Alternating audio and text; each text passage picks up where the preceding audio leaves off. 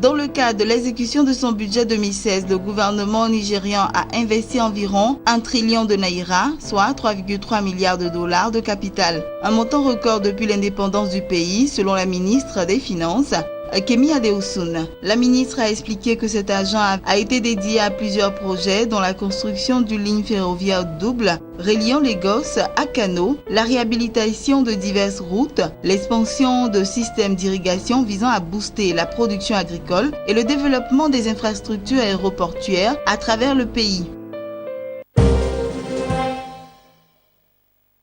Banque Al-Maghrib a annoncé qu'elle maintient son taux directeur inchangé de 2,25%. Selon la banque, ce taux, sous impulsion des conditions monétaires actuelles, est approprié pour permettre de relancer l'économie du royaume chérifien. En raison d'une forte contraction de la production agricole et d'une augmentation modérée du PIB non agricole, la croissance économique est restée faible en 2016. Banque Al-Maghrib a annoncé une perspective plus favorable pour 2017.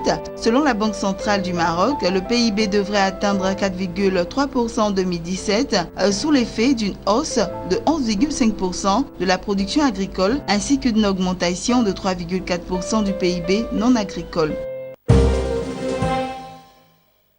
Charles Banda, le ministre zambien du Tourisme et des Arts, a annoncé l'entrée en vigueur d'une taxe de 1,5% sur les services touristiques. Cette nouvelle taxe intervient après des années de discussions avec les acteurs du tourisme pour parvenir à une solution durable aux défis du secteur. Le gouvernement veut se servir de cette taxe pour augmenter l'apport du secteur dans l'économie zambienne. La taxe sur les services touristiques servira notamment à financer le développement et l'amélioration des compétences des acteurs du secteur, les frais de promotion et la diversification des produits touristiques.